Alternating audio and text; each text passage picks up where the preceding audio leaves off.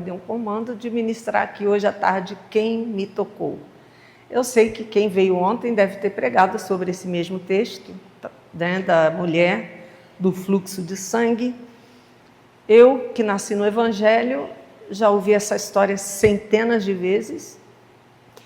E a questão é, o que Deus traz de novo na sua palavra, que é viva, que é eficaz, que está pronta para corrigir, ensinar, redarguir, instruir. Essa palavra que tem poder mais forte que uma espada de 2 gumes, que divide nossa alma do nosso espírito. Então, é o poder que a palavra traz. E quem me tocou, vamos fazer baseado no Evangelho de Marcos, capítulo 5. Quero te convidar a abrir sua Bíblia. Marcos, capítulo 5, a partir do versículo 25. E fala da certa mulher que havia 12 anos, tinha um fluxo de sangue, que havia padecido muito com muitos médicos, despendido tudo quanto tinha, nada lhe aproveitando isso, antes indo a pior. Então, a gente tem um cenário aqui descrito em Marcos. O evangelista, ele nos apresenta uma mulher que essa história, ela ultrapassa o simples fato da mulher estar doente. Não é esse o centro da história. Há uma mulher 12 anos doente que ficou curada. O evangelho de Marcos ultrapassa isso. O problema desta mulher não era só físico, não era uma questão física, era um problema social, era um problema emocional, uma questão espiritual e também uma questão religiosa aqui.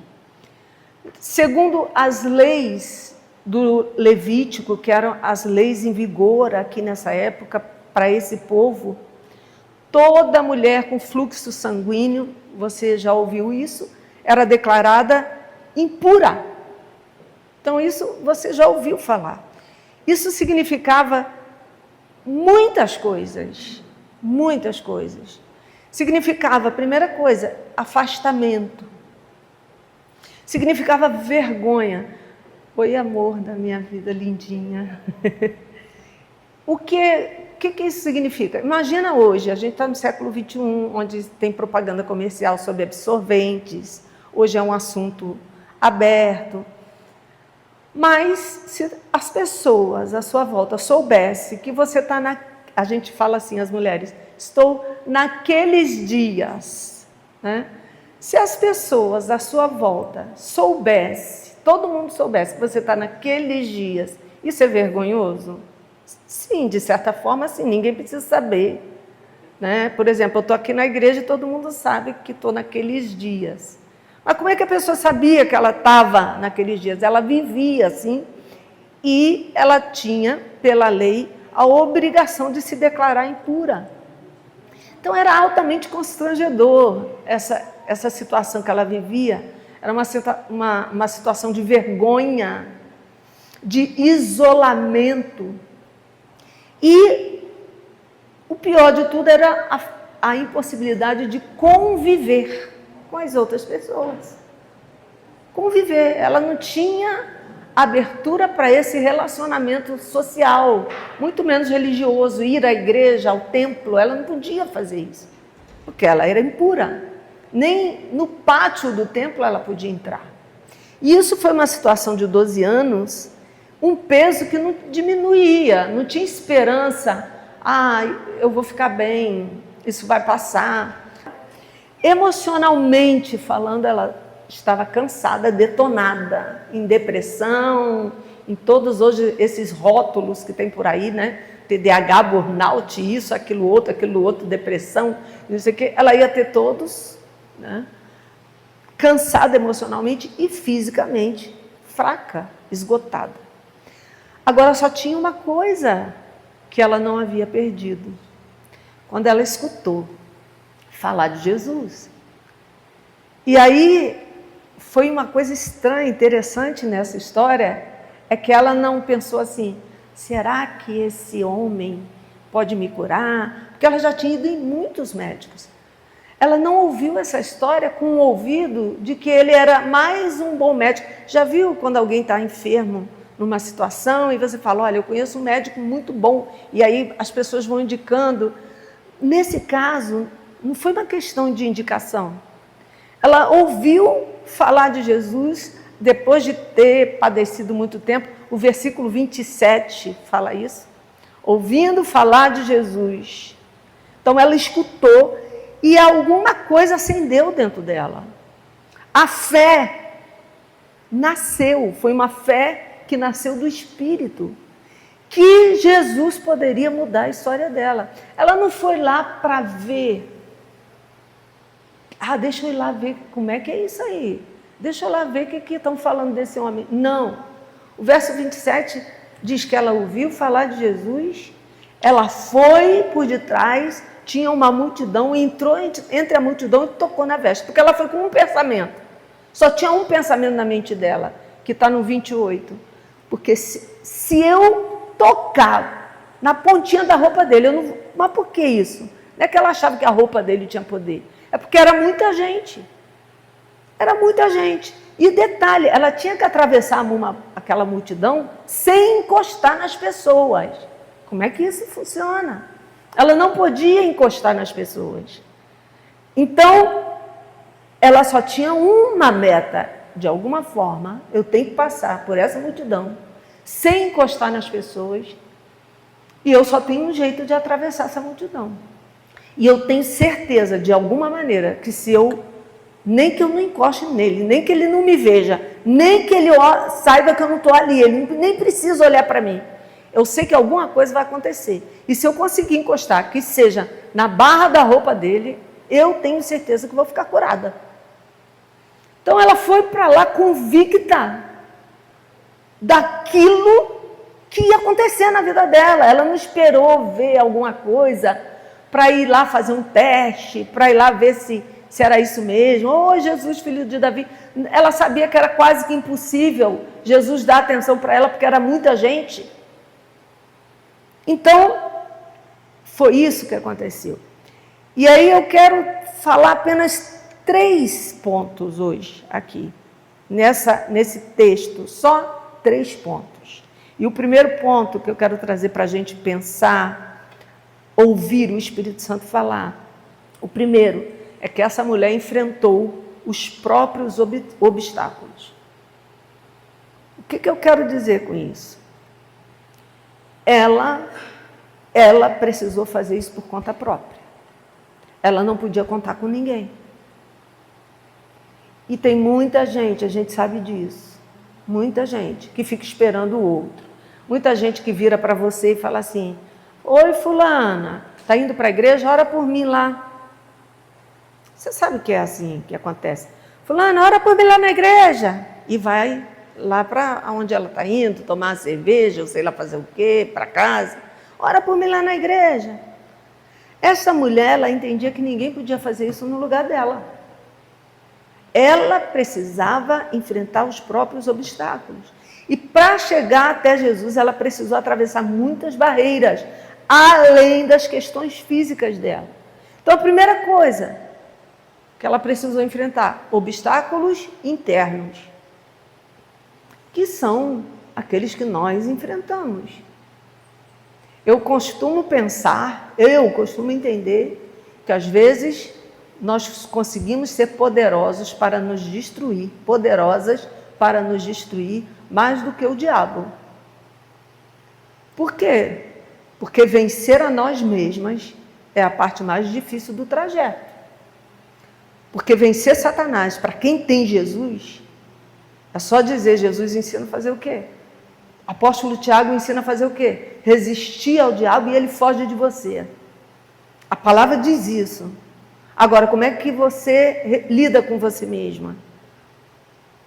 Ela aqui precisou enfrentar obstáculos internos, os primeiros pela frente. Então, tinha ali 12 anos de frustração acumulada. Eu já tentei tudo, estou 12 anos nessa vida, nada muda, nada sai do lugar, eu estou na mesma. e pronto. É o pensamento de muita mulher. Ela teve essa questão para enfrentar. Ela teve que enfrentar a falta de esperança dela. Então é mais um que vai, porque ela passou na mão de muitos médicos. É mais um que eu tenho que tentar. É mais um para ir. Ela passou cansaço, passou vergonha, medo de ser exposta. Medo de ser exposta. Ela podia ter pensado assim, para mim não tem mais jeito. Não tem, eu não vou me expor, não vou sair por aí, todo mundo me olhando e fugindo de mim, porque eu sou uma imunda e todo mundo sabe disso. Mas eu vou ter que romper com um discurso de derrota. Ou eu rompo com esse discurso de derrota na minha vida, ou eu vou continuar desse jeito. Então, o primeiro obstáculo é a gente romper com o discurso de derrota. Eu, como pastora evangélica, eu tenho muitos anos de ministério, fui consagrada em 97, mas antes disso, eu nasci fazendo as coisas na igreja, exerci muitos ministérios, muitas responsabilidades. A vida toda lidei com pessoas que queriam ajuda, entre aspas, até hoje, que querem ajuda e ficam olhando para você, me ajuda, mas que não fazem o menor esforço para sair da situação que elas estão. Essa é a verdade. Não fazem menor esforço, porque para alcançar milagre você tem que se esforçar, você tem que vencer os obstáculos. E tem gente que não quer fazer esforço.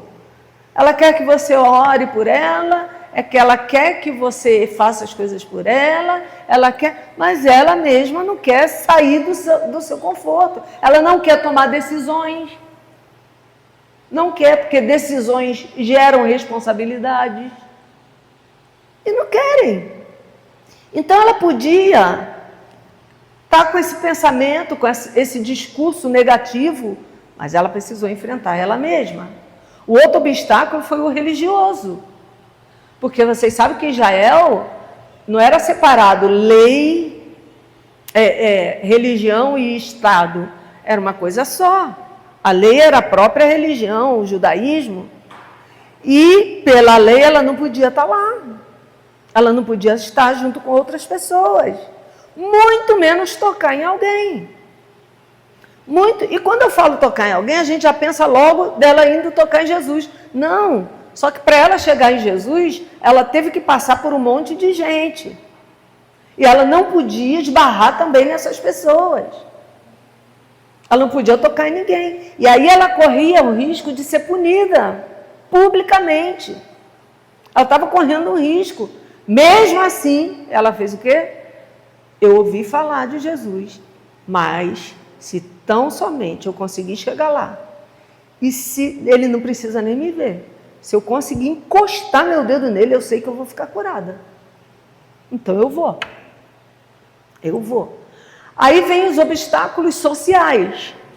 Uma mulher indesejada, uma mulher que ninguém queria estar perto. Mesmo assim ela vai. Imagina você chegar aqui, ninguém queira sentar perto de você. Né? Você tem que sentar lá, você vai ficar aqui, tá, irmã? Tá, Emily? Mas você vai sentar lá naquela pontinha lá, porque você não pode chegar perto de ninguém. E ninguém pode ir falar com ela. Sabe aquela coisa, época de escola, quando os alunos faziam bullying na escola, e aí você era tratada como um leproso, como a gente ficava mal, ia malzão para a escola, para casa. Essa mulher vivia assim, era a vida dela, era a rotina dela. Aí vem os obstáculos familiares, porque isso incluía não encostar, não chegar perto, incluía família, incluía filho, incluía marido. Os obstáculos familiares e, consequentemente, os emocionais, porque foram 12 anos sem apoio. Não tinha, o meu marido vai me levar num médico, fulano, chama um médico aqui, Beltrano. Não, sem ninguém. Sem ninguém. Ou ela cria mesmo que eu vou tocar nesse homem e eu vou ficar curada, e fazia isso, ou ela ia continuar, sei lá, até quando ela tivesse força para ficar viva e morrer desse jeito. Então, ela não dependeu de ninguém. É isso que eu quero chamar você atenção nessa história. Ela não dependeu de ninguém para buscar o milagre dela. Diga assim: quando eu quero um milagre, eu não posso depender de ninguém. Você não pode depender das pessoas, você não pode depender de ninguém para chegar no teu milagre. Não adianta você falar com um, falar com o outro. E sabe aquela mulher chata que chega perto das pessoas e conta a mesma história para todo mundo? É que ninguém tem coragem de virar e falar que você é chata. Mas é assim que as pessoas pensam. Quando você chega e fala: oi, como é que tá, irmã? A pessoa já sabe como é que vai fazer. Ah, tô indo, né? Que essa dor aqui não me deixa. Ai, porque eu ando numa tristeza. Que só... Aí conta aquela ladainha o tempo todo. Aquela situação que vai ali e, sabe, criando uma situação, transferindo o papel para outras pessoas. Diga assim: eu não posso transferir o meu papel, a minha responsabilidade para outras pessoas. Não pode. Se você chega aqui, você vai ser abençoada ou não, isso não depende nem do pregador. Não depende de ninguém. De ninguém. Pode vir o melhor pregador, pode vir BNI, Billy Graham, quem for. Billy Graham não, que já morreu, ia vir um fantasma dele. Mas quem fosse que viesse. Sabe? Por quê? Porque quem usa essas pessoas é o Espírito Santo. E o Espírito Santo eu tenho certeza que vem. E se o Espírito Santo não consegue acessar a sua vida, pode botar quem for aqui, que não vai acessar. Por quê? Porque você não pode transferir o seu papel para outro. É responsabilidade sua. Então, milagre não é para quem assiste. Milagre não é para quem assiste, é para quem enfrenta, é para quem rompe, é para quem avança. Milagre é isso. Vocês entendem? Quem pode dizer amém? Amém. Diga assim: eu estou entendendo. Então, ou você toma uma decisão de romper, de enfrentar, de avançar, sabe? De se responsabilizar, ou você vai continuar na mesma situação. É lamentável. Pode vir quem for orar, botar a mão na sua cabeça, jejuar, ir para o monte, ver graveto colorido. Pode acontecer o que for. Não vai resolver o teu problema. Você precisa enfrentar, romper e avançar. Essa mulher decidiu romper uma multidão. Ela decidiu que ela ia tocar em Jesus. E ponto final. E foi o que ela fez. Então, esse foi o primeiro ponto. Vencer os próprios obstáculos. O segundo dos três que eu quero falar com você hoje, de tarde, ela teve que estender a mão e tocar. Diga assim: ela teve que estender a mão. Diga assim: ela tocou. Sabe por que eu falo isso? Porque quando a gente conta essa história, a primeira coisa que vem na nossa mente, mesmo que inconsciente, é ela sendo tocada por Jesus.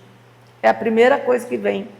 Ela foi alcançada por Jesus? Foi. A virtude de Jesus foi. Mas Jesus não tocou nela. Jesus não tocou nela. Quem tocou foi ela que tocou em Jesus. Diga assim: ela tocou em Jesus. Ela tocou em Jesus. Jesus não tocou nela. O que aconteceu foi que saiu virtude dele, mas ele não tocou nela. Ela foi lá, ela teve que estender a mão, ela tocou em Jesus. Ela tocou em Jesus. Então não foi Jesus. E isso muda o quê? Tudo. Isso muda tudo nessa história. Por quê? Porque ela foi além daquilo que a multidão fazia. Ela foi além daquilo que a multidão fazia. O que a multidão fazia? A multidão, Jesus disse assim no verso 31. Aí a fonte de sangue secou. Jesus conheceu no verso 30 que saiu virtude dele e pergunta: quem tocou? Aí, no verso 31, os discípulos falam o que para Jesus? Senhor, a multidão o quê? Aperta. A multidão não tocava em Jesus, a multidão apertava Jesus. Diga assim, a multidão apertava. A mulher não foi lá apertar. A mulher tocou em Jesus, ela foi intencional. Ela tinha um propósito. Ela não foi apertar mais uma, ser empurrada. Para, gente, me dá um autógrafo. Se Jesus tivesse hoje aqui, a pessoa queria fazer selfie com Jesus. Jesus de Nazaré, vamos fazer uma selfie. Dá um sorriso, empurra. Jesus, selfie. A multidão apertava Jesus. Ela não.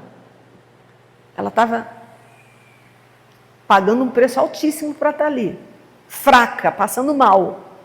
E ela falou, eu preciso chegar nele e tocar nele. Então Jesus não tocou nela, ela tocou em Jesus. Então, tem muita gente perto de Jesus. As igrejas são lotadas de gente perto de Jesus.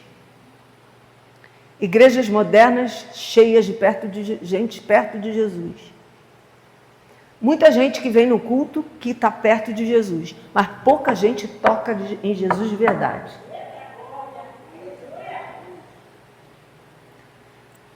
Eu saí do culto, que de sangue, acho que eu não vou mais naquele igreja.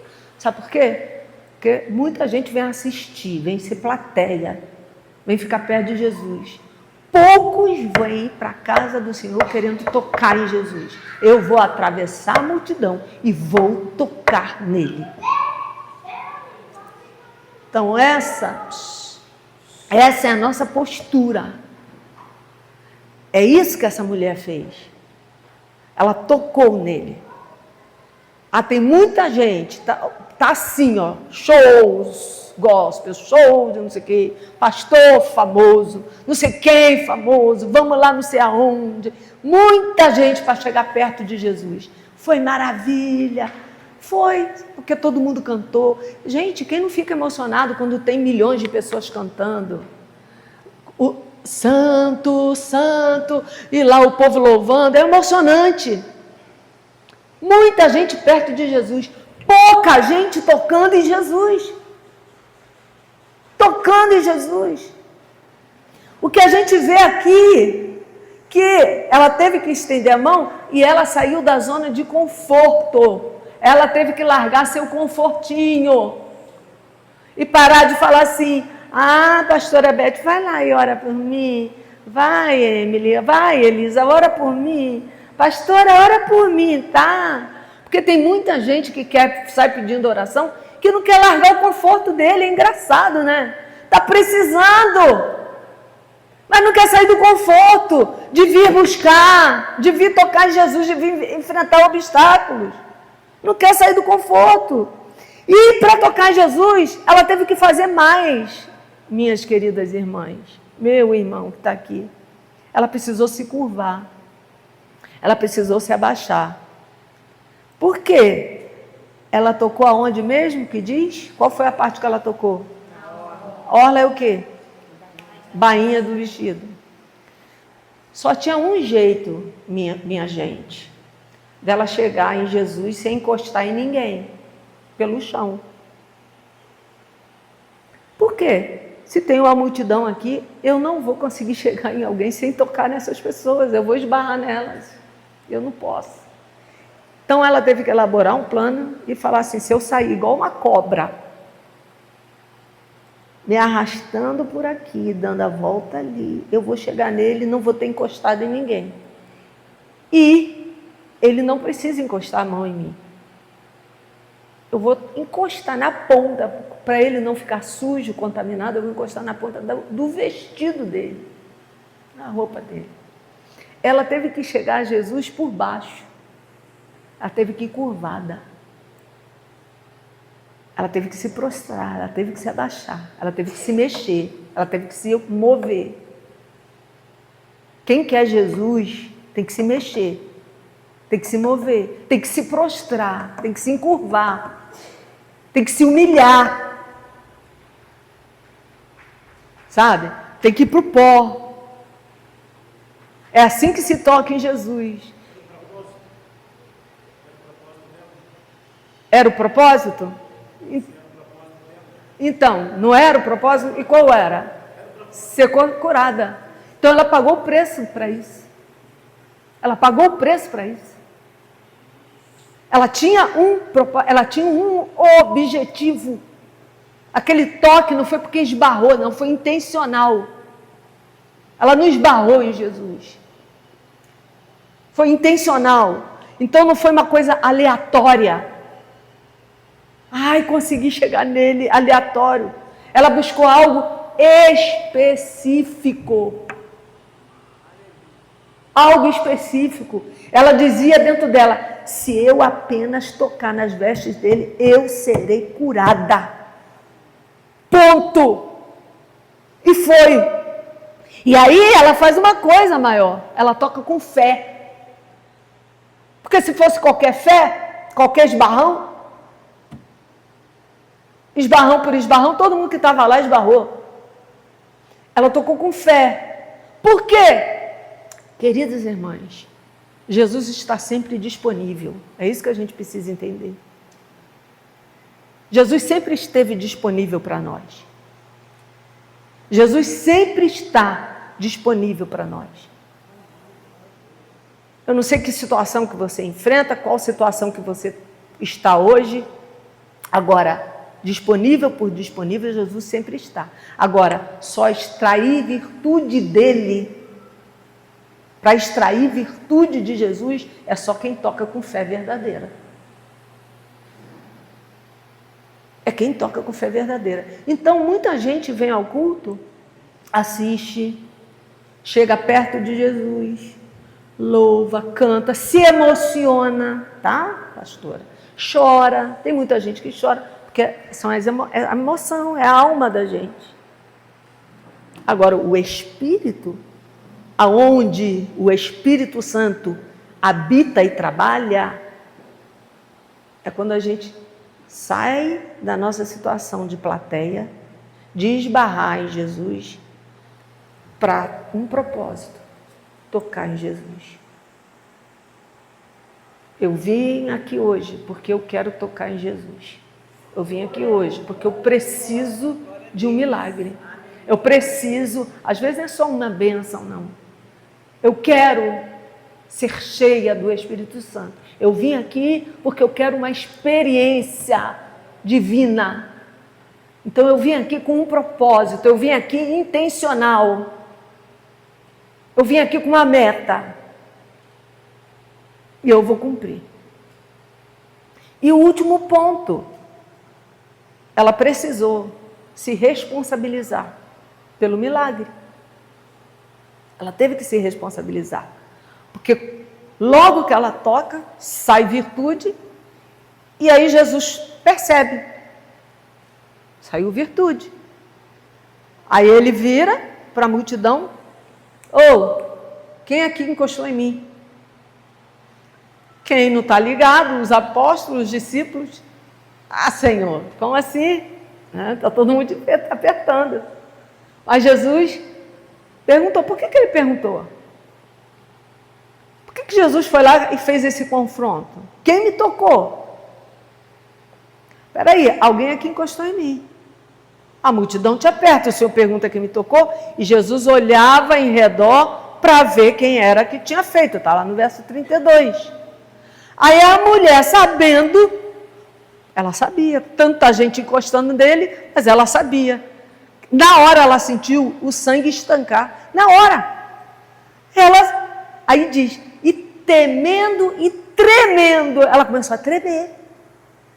Ela se aproxima, se prostra, aí você vê que agora ela já estava de pé. Se prostra e conta a verdade para ele. Fui eu, Senhor. Foi um erro, me perdoa, achou que tinha feito a coisa errada. Eu não podia, eu estava imunda. Então, quando ele pergunta quem me tocou, ele não está procurando informação. Quem me tocou? Quero uma informação. Ele queria uma confissão. O que Jesus queria dela era o que mesmo? Confissão. Uma confissão. O que Jesus espera de nós, crentes, que queremos ser crentes espirituais, crentes que temos intimidade com Ele, sabe? Não é um crente, sou salvo, glória a Deus. Mas um crente que conhece Jesus, um crente que não esbarra. Um crente que não assiste, mas um crente que é tocado. Um crente que rompe multidão, vai lá e toca. E Jesus, Ele quer confissão. O que Ele quer é isso. Jesus, tem misericórdia de mim. Jesus, me ajuda a não usar minha alma. Quando eu vim para cá, essa madrugada, ontem, eu falei assim, Jesus, eu tenho, são anos pregando, anos. Eu tenho medo. Eu tenho medo de pregar. Vou dizer por quê. Como filha de pastor, irmã de pastores, a vida inteira falando, pregar por pregar seria uma coisa muito fácil para mim. Mas eu morro de medo. Vou te dizer, porque eu posso pregar com a minha alma. O que é isso? Pregar com o meu sentimento, ficar emocionada, chorar, com a minha mente, a minha vontade. Mas tudo isso não leva vida para o teu espírito. Isso pode até fazer você ficar alegre, você ficar confortável, você sair feliz daqui. Eu, quando prego, eu preciso anular a minha alma. Eu preciso calar minha alma. E deixar o meu espírito conectado com o Espírito Santo e deixar fluir. E deixar entender assim, se Deus quiser, Ele fará. Se Ele não quiser, ainda que eu queira, ainda que eu possa, eu não vou fazer. Eu não quero influenciar as pessoas.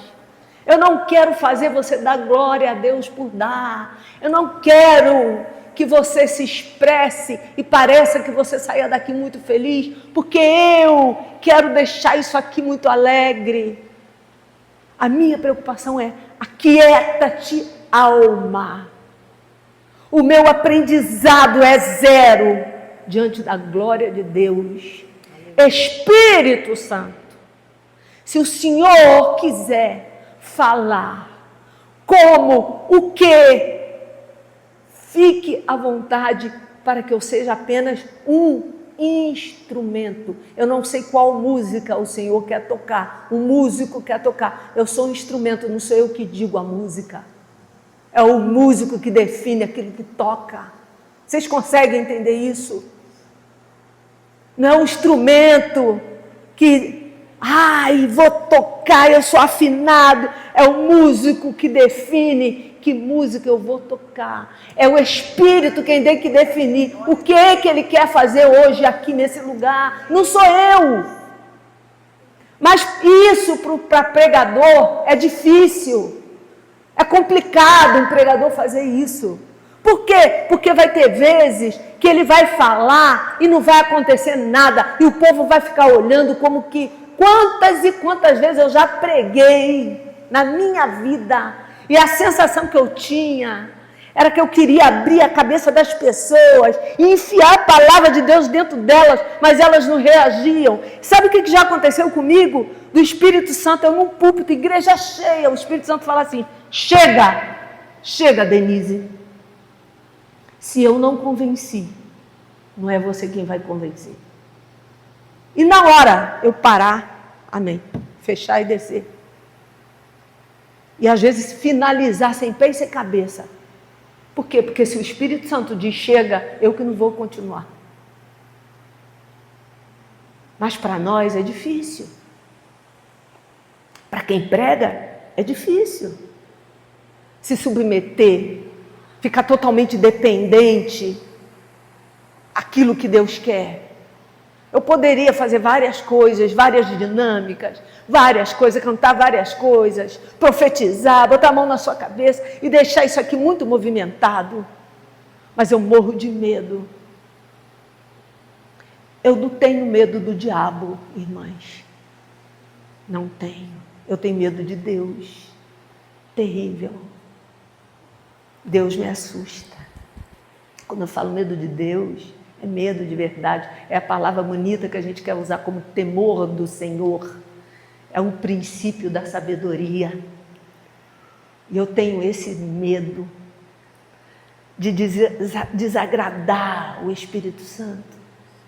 Então, o que eu quero dizer é que se você não neutralizar suas emoções, se você não neutralizar seus pensamentos e decidir abrir o teu espírito para o Espírito Santo fazer realmente o que Ele quer, porque muitas vezes o que Ele quer não é que você sinta até nada, ou pense nada, é apenas limpar o seu espírito e soprar vida dentro do teu espírito. Essa mulher estava morta, ela vivia apenas, nem sei porquê, mas ela não tinha mais razão de vida. E o Espírito Santo Jesus precisou liberar virtude pelo Espírito para entrar naquela mulher e ela viver. Então, irmãs, às vezes a gente continua temente, a gente continua orando, a gente continua lendo a Bíblia, a gente não se desvia, continua vindo nos cultos, mas a vida no Espírito está totalmente neutralizada. A gente passa a cumprir rituais, a gente fala tanto de católico, que vai na missa, ora, toma coisa, confessa e depois vai, só volta no outro domingo. A gente fala de tantas coisas, mas às vezes a gente não é muito diferente quando tem esses hábitos cristãos, onde o Espírito Santo já não sopra há muito tempo. A gente quer sentir coisinhas boas, botar aqueles hinos. Eu gosto de Corim de Fogo, o outro gosta da Cassiane, o outro gosta sei lá de quem, e bota e ficou emoção. Tudo bem, é válido, mas não traz vida, porque é o Espírito que vivifica. Então, quando Jesus pergunta quem me tocou, ele estava procurando uma confissão dessa mulher. Uma confissão, porque Jesus queria trazer essa mulher para o centro da revelação. Jesus queria trazer ela para o centro da situação. Não era um milagre da cura física. Jesus queria um milagre da vida no espírito dela. E essa virtude que levantou essa mulher no seu espírito, levou cura para o corpo dela. Porque primeiro aconteceu dentro do espírito dela. E muita gente não quer viver milagre, sabe por quê? Porque não quer assumir a responsabilidade que vem junto com o milagre. Todo milagre, toda relação, toda aproximação que você tem com Jesus, com o Espírito Santo, gera uma responsabilidade. Porque um dia quem se aproxima dele, conhece ele, recebe o seu Espírito vivificado dentro de si, tem que ser responsável por aquilo que recebeu. Por isso que muita gente fala, ora por mim lá, vamos lá na igreja, um dia eu vou. E tem gente que vem, recebe um milagre, vai embora e não volta nunca mais. Por que as pessoas fazem isso? Porque não querem ser responsáveis. Porque uma vez que você receba um milagre, você precisa se responsabilizar. O milagre exige responsabilidade espiritual. Quem experimenta o poder de Cristo não pode continuar vivendo da mesma forma. Não tem como viver da mesma forma.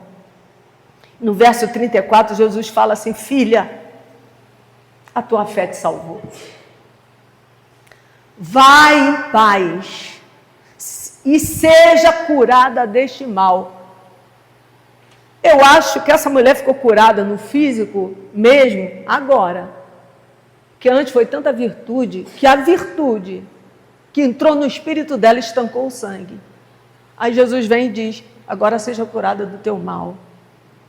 Então a gente sai dali de uma experiência com Deus, a gente sai dali de outra maneira, enxergando Deus de uma outra forma, vendo a situação de outra forma.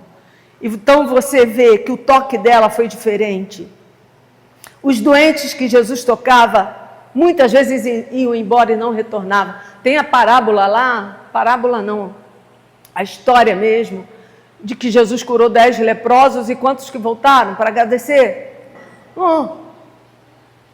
Então as pessoas não querem se responsabilizar. Então ela não encostou em Jesus, ela tocou. Então quem toca com fé se torna responsável pelo que recebeu.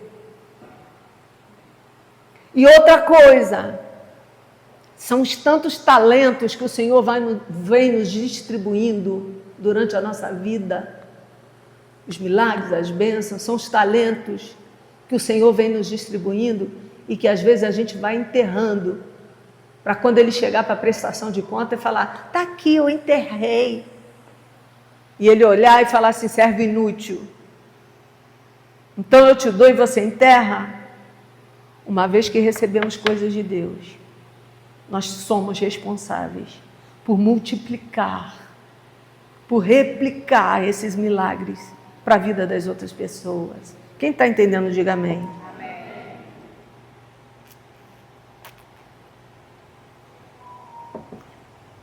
Então, quem busca um milagre tem que buscar compromisso. Tem que buscar compromisso. Porque o milagre não é o fim. O milagre é o início de uma jornada com Jesus.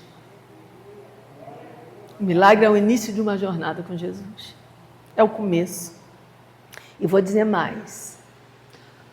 Quando você toca em Jesus, ultrapassa os obstáculos, toca nele. Quando você vem para um culto e não fica esperando para esbarrar, não, você atravessa a multidão e toca em Jesus.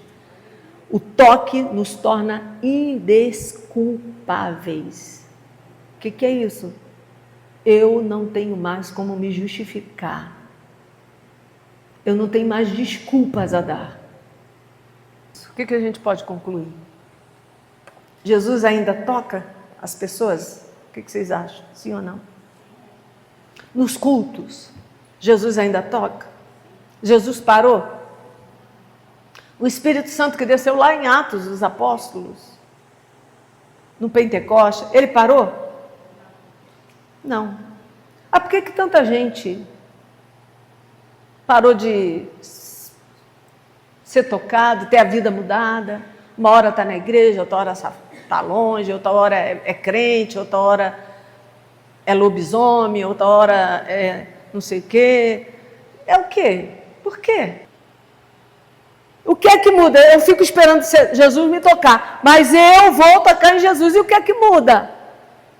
Quando Jesus me toca, eu recebo uma cura, eu recebo uma bênção. Mas quando eu toco, eu recebo virtude. Entende isso? Jesus me tocou, recebi uma bênção. Aleluia, vou dar meu testemunho. Eu toquei em Jesus, eu fui para o lugar secreto. Eu toquei em Jesus, cheguei até Jesus. E eu recebo virtude. Uma virtude, ela muda a vida da gente. A virtude leva você a uma vida de medo, de temor, de reverência, de transformação. Você não precisa carregar uma plaquinha para dizer quem você é, porque quando você abre a boca, rios de água viva fluem naturalmente. Não é um copo, não é um poço, não é uma reserva, são rios de água viva que fluem. Porque você decidiu ir tocar. Você não quer só mais uma bênção, você não quer apertar Jesus na multidão. Eu quero ir a Jesus porque eu quero receber virtude. É isso. É algo muito mais profundo. Porque o toque da mulher tirou ela da vida rastejante, da vida prostrada pelos problemas. Antes ela carregava, se rastejava pela doença. Mas depois, quando Jesus falou quem me tocou, o que ela fez? Tremendo e temendo, ela se prostrou diante de Jesus. Antes, você tinha uma vida prostrada de problema. Quando você encontra a virtude, você fica prostrado diante da cruz, diante de Cristo. Você continua prostrado, mas é diante da cruz, não é diante do problema. É diante de Jesus, não é diante da dificuldade. É virtude, é um nível muito mais alto, é um nível muito mais profundo, é um nível mais santo, um nível mais poderoso. E é para lá que Jesus quer levar você. para esse nível, não é para mostrar para ninguém que você é, que você sabe, que você fala, o que você faz. É esse nível. E Jesus encerra, e agora nós vamos encerrar, e Jesus encerra dizendo para ela, filha, ela foi curada, ela podia ter ido embora, ter ficado por isso mesmo. Mas Jesus completou, filha, a tua fé te salvou. Vai em paz, fica livre do teu mal. Você recebeu virtude, vai em paz. A cura foi imediata, o milagre foi imediato, tudo foi imediato. Sabe o que foi eterno? A transformação que ela viveu. A transformação foi para sempre. A transformação ficou para toda a vida. Então, quem me tocou é o tema que está aí na tua blusa, é o tema que você carrega esse ano. Essa é a diferença de você ir até Ele e viver um outro nível na sua experiência com Deus. Você viver numa outra dimensão do que aquela que você está acostumado a viver. Sair desse natural e falar assim, Deus, se existe algo além, me leva para lá. Me faz experimentar. Me mostra esse algo além, Senhor. Porque eu quero viver isso. Eu quero viver isso. Não se contente com o que você já tem, não. Sabe por quê? Porque da onde veio o que você recebeu? Vida eterna. Da onde veio? Tem coisa muito mais alta que você nem sonha. Tem coisa que você nunca experimentou. Tem coisa que eu nunca experimentei. E olha que eu já vivi muita coisa que eu não conto em testemunho. Primeiro, que testemunho não muda a vida de ninguém. Não muda? Não. Impacta. O que muda é a palavra de Deus. A fé vem pelo ouvir e ouvir a palavra. A palavra de Deus, não é a minha. Testemunho ajuda em alguns momentos. Para quem não é crente, ajuda muitas coisas, mas não transforma.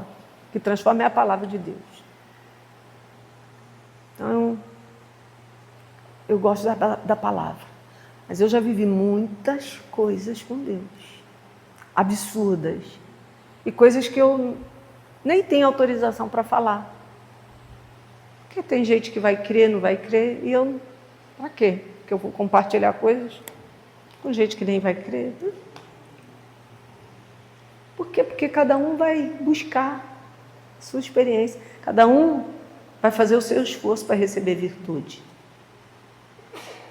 Cada um tem que atravessar a sua multidão, seus obstáculos, para chegar até Ele e tocar nele. Sair do conforto dos banquinhos, das ministrações, ganhar gente para Jesus. Hoje eu estava na vinda me lembrando do primeiro dia que eu vim aqui. Primeiro dia que eu vim aqui. O apóstolo não veio comigo. Muitos anos. Eu cheguei com a mala verde, carregando minhas coisas. Eu vim falar sobre a visão celular na época. E eu me recordei, essa madrugada, de uma palavra que Deus me usou para falar para o pastor desse lugar, para o pastor Francisco. Deus me levou de uma palavra que Deus me mandou falar para o pastor Francisco. Deixa eu dizer, irmãos, a nossa missão em ganhar vidas para Jesus não chegou no fim. Mas a gente precisa sair da zona de conforto. A gente precisa romper a multidão. A gente precisa se esforçar muito para parar de ter só receber só o empurrãozinho. Acabou a bateria. Para parar só de receber empurrão e começar a viver no nível maior, um nível de virtude, um nível muito maior.